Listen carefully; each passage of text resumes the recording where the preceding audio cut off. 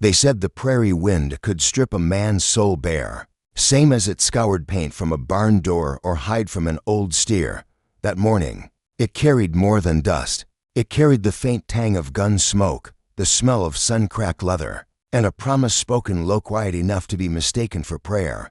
You won't regret this, the drifter told her. Eliza Hart, standing in the yard of her sod house with a Winchester laid easy in her arms, looked past the brim of his hat to the miles of empty land behind him. She thought, folks only say that when they've no right to. She was 21, worn to 25, alone too long to waste words.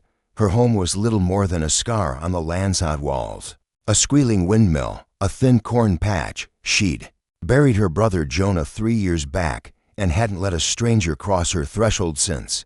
The man on the rib-thin bay gelding sat easy in the saddle, his rig stitched twice where once would do. A white scar ran down his right cheek, tugging his mouth when he spoke. Name's Caleb Rye, he said. Lookin' honest work for a week or two.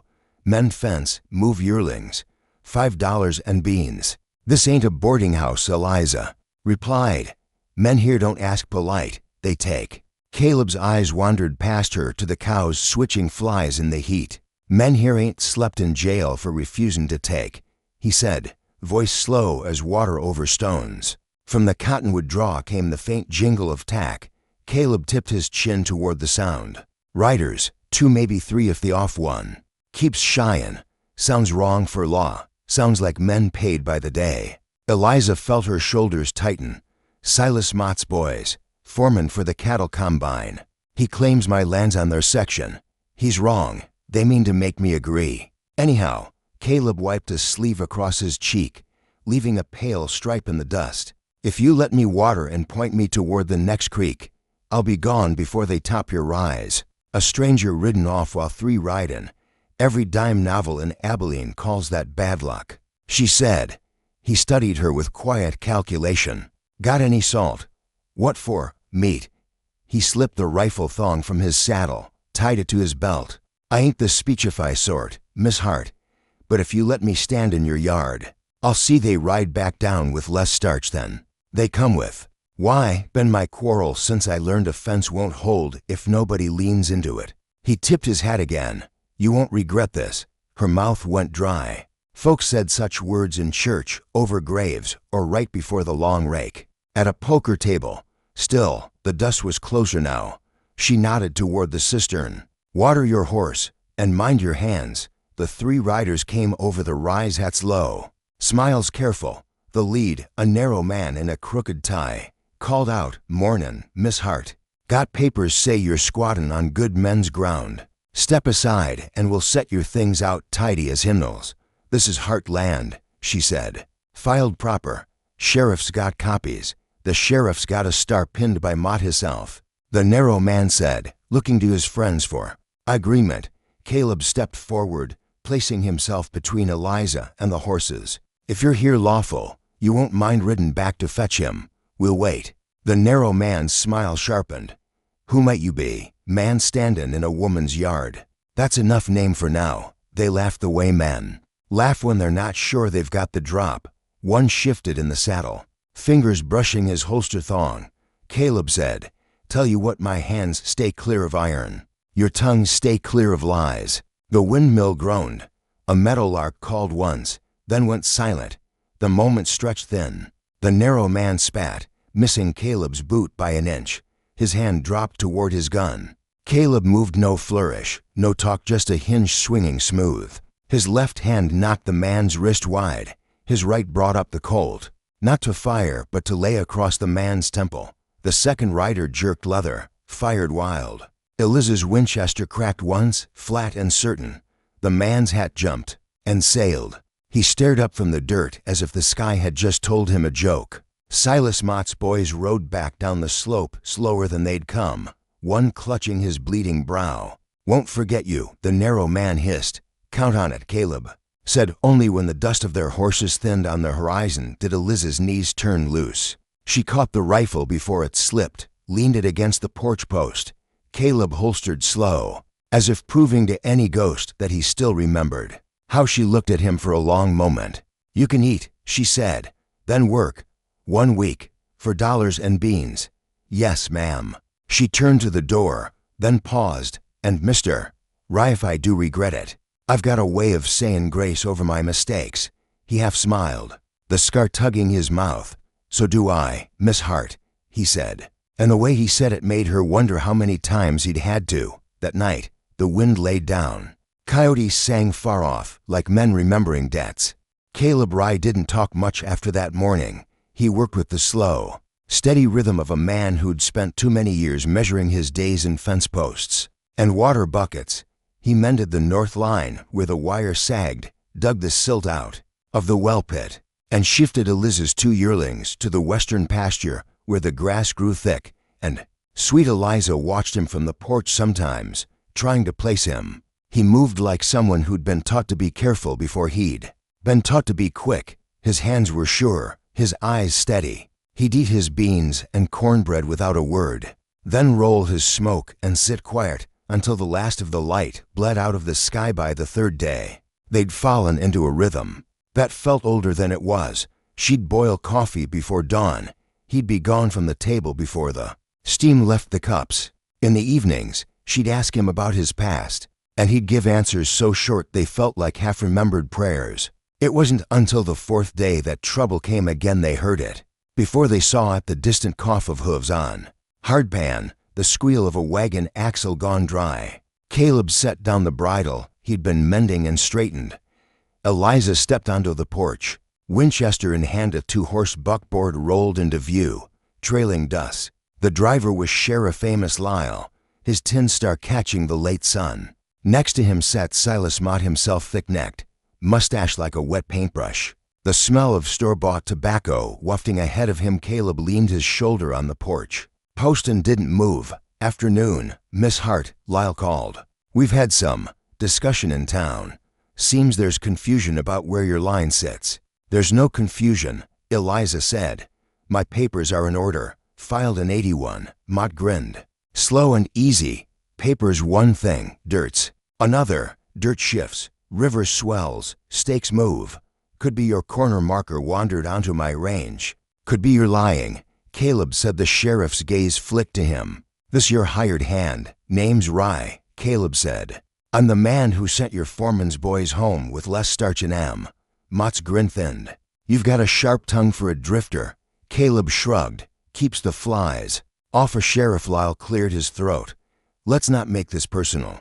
There's talk in the land office about a new survey. If it finds her claim short, it won't, Caleb said, cutting him off. Eliza felt the air go tight between the 4 of them. She could see the sheriff's discomfort, the calculation in Mott's eyes, and something colder in Caleb's, like he was measuring how much distance there was between now and the first gun. Mott leaned forward on the buckboard rail.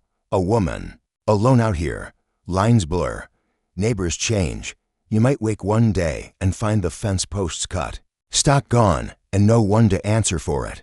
Caleb stepped off the porch, boots sinking into the dust. If she wakes to that, she'll have my tracks to follow, and you'll have yours to cover. The sheriff raised both hands.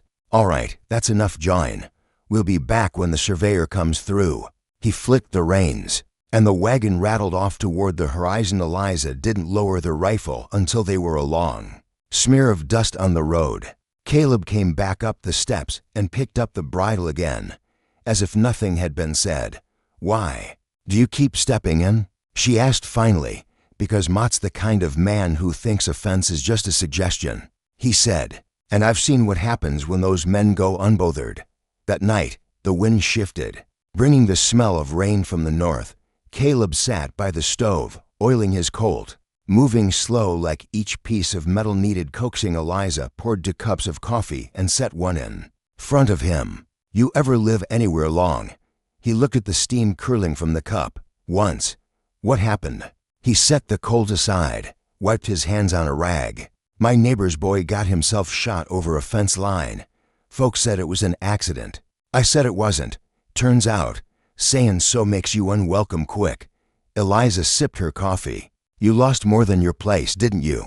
Caleb met her eyes, and for a moment she saw something raw and unfinished there. Then it was gone. I lost count, he said. The next morning broke gray, the sky swollen with storm. Caleb saddled the bay and rode to check the north fence before the rain came.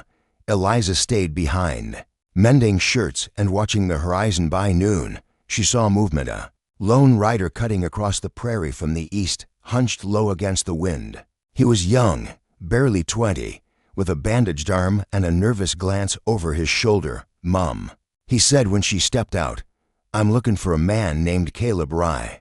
They said he might be here." Eliza studied him. "Who's asking?" "Names. Thomas Kearns. I owe him my life. Men after me aim to settle that debt the hard way." Caleb returned not long after, wet from the shoulders down.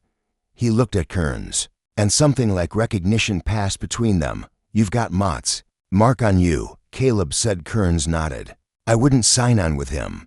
He don't like being told no." Eliza felt the first raindrops on her face, cold and heavy. Caleb's gaze shifted to the horizon, where the clouds were thickening into something mean.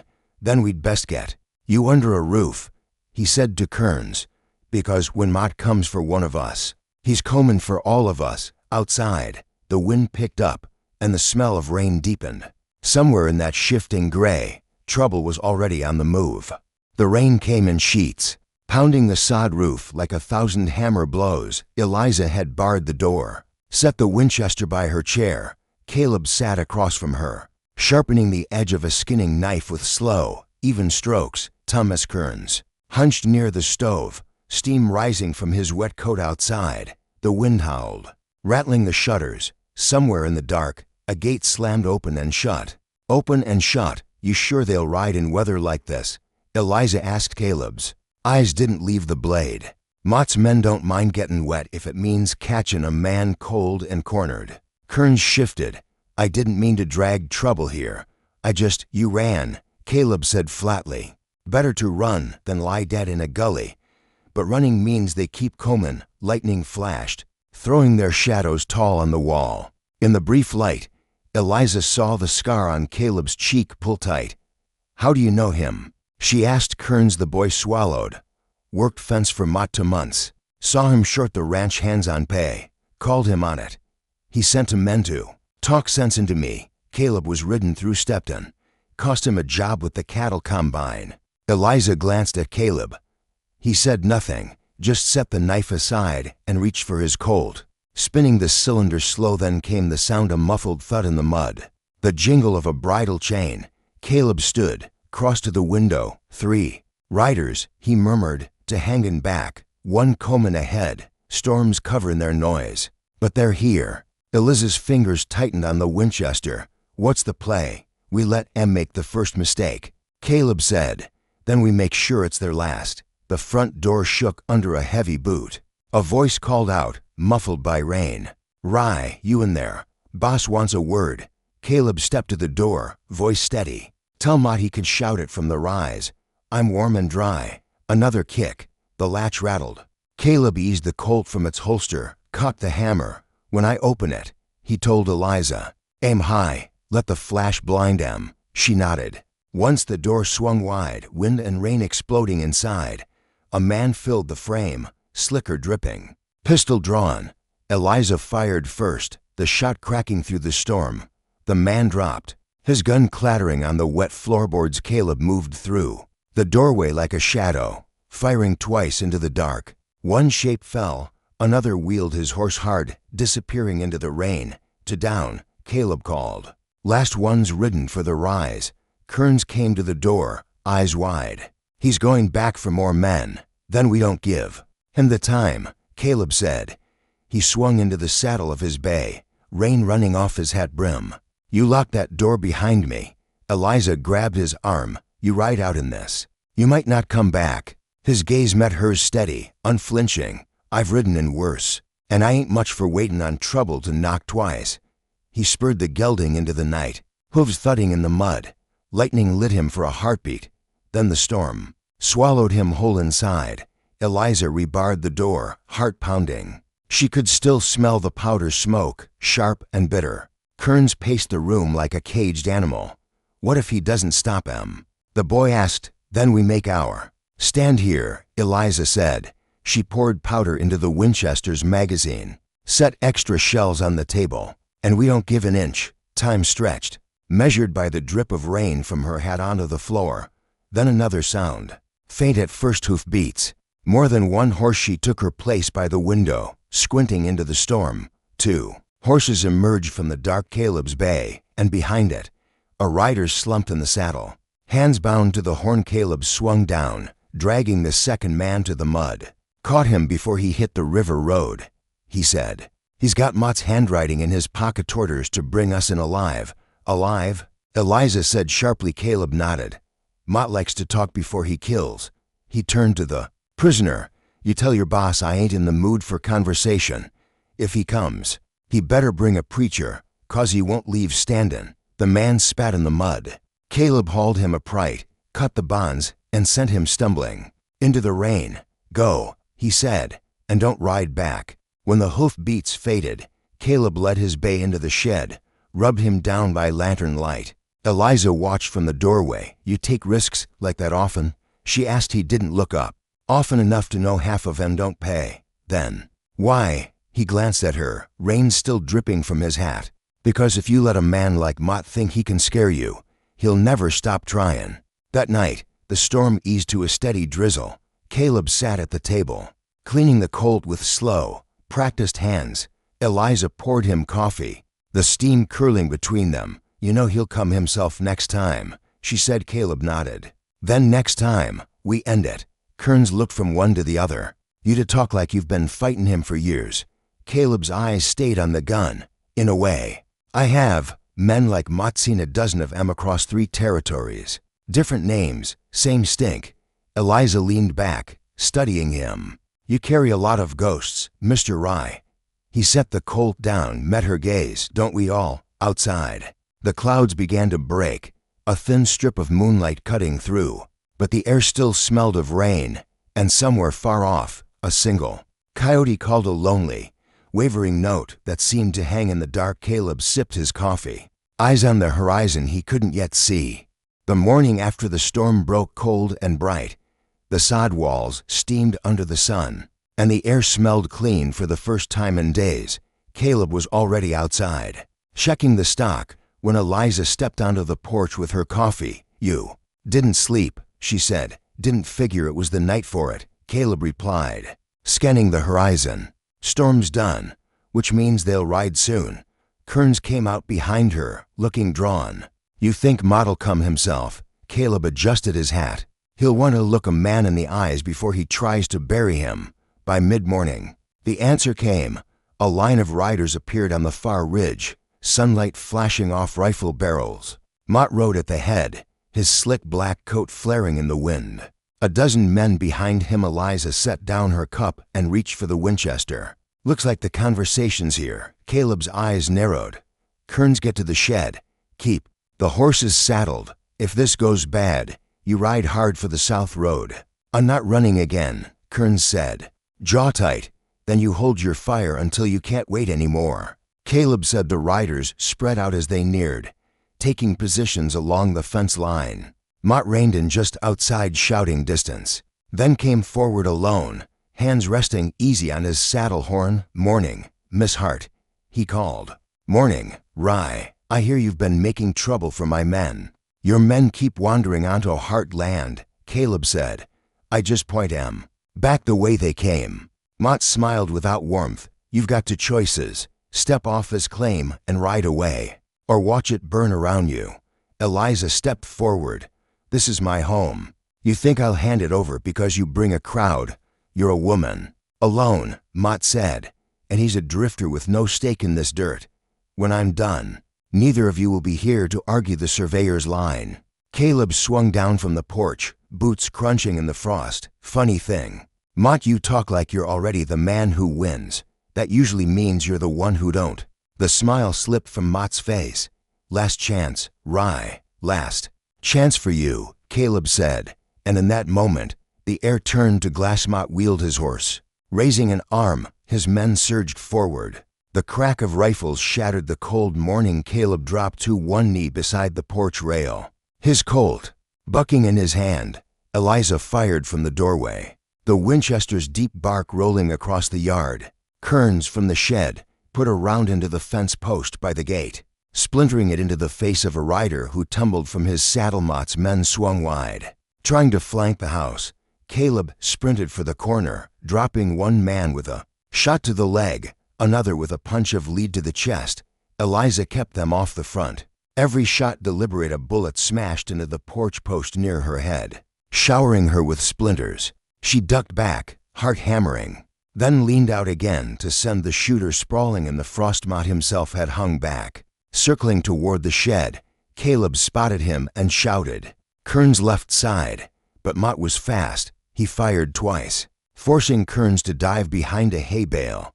Caleb charged, cutting the distance in long strides, firing until Mott's horse reared. Mott hit the ground rolling, came up with a knife in hand. The two men circled in the churned mud, breath steaming. Mott lunged. Caleb sidestepped, caught his wrist, and drove a fist into his ribs. The knife fell, skittering across the ground. Mott swung wild, catching Caleb on the jaw. But Caleb came back with a blow that sent him to one knee. Gunfire still cracked around them, but in that circle of mud, it was just the two of them. Mott reached for the revolver at his belt to slow. Caleb's boot sent it spinning away. "You could have walked off this place," Caleb said, breath hard. "But you had to push. This dirt's worth more than you understand." Mott spat. Caleb's voice was flat. "It's worth exactly as much as the people who keep it." He stepped back, leveled the Colt. For a heartbeat, no one moved. Then Mott laughed, low and bitter. "You won't shoot me in front of her." Caleb's eyes didn't flicker. "You don't know me well enough to bet your life on that." A shout came from the fence line, one of Mott's men yelling that the sheriff's posse was riding in from the south. The distraction was enough. Mott shoved to his feet and staggered backward, hands raised. "We'll finish this," he growled. Caleb kept the gun steady. "No, you're finished now. Ride out." Mott backed toward his horse, never turning his back until he swung into the saddle. His men followed, slow, glaring over their shoulders. Within minutes, they were a dark smear retreating across the ridge. Silence settled over Hart's claim, broken only by the drip of melting frost from the eaves. Eliza lowered the Winchester. "Think he's gone for good?" Caleb holstered the Colt. "No, but next time, he won't come with 12 men. He'll come with 20, and you'll still be here?" she asked. He looked at her a long moment. "If you want me to be." Kearns stepped out from the shed, pale but standing. "If you're both staying." "So am I." Caleb glanced at the younger man, then back at Eliza. "Then we'd better fix that north fence. Trouble's got a way of finding the gaps." The three of them stood in the cold morning, the land around them quiet for now. But on the wind, faint and far, a crow called a sharp, carrying sound that felt less like warning and more like a promise. The days after Mott's retreat were to quiet.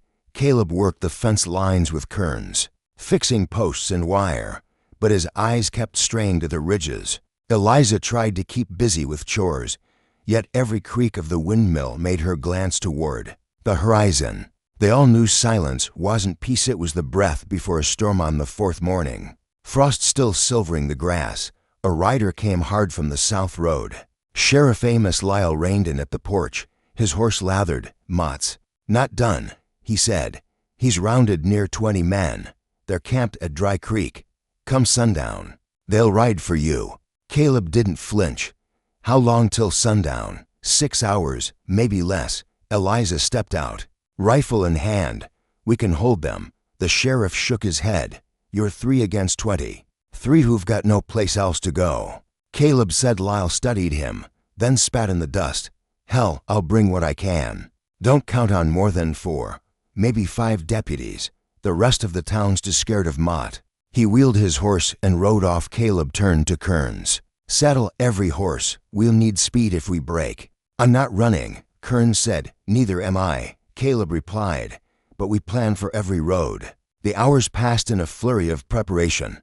Eliza stacked ammunition on the porch table, laid spare rifles within reach. Caleb marked firing lines in the dirt, placing barrels and cover where they'd slow the charge. Kearns filled buckets from the well, setting them near the house in case the fight brought fire. By the time the sun began to sink, the first shadows appeared along the ridge, dark shapes against the orange light. The ground trembled with the drumming of hooves. Mott rode at the head again, but this time his smile was wide. "Sure, "Evenin', Rye. Thought I'd give you one more chance to walk." Caleb stood at the porch rail, Colt in hand, and I thought, "I told you last time I'm not the one leaving." Mott's voice carried. "Then I'll cut this place out from under you."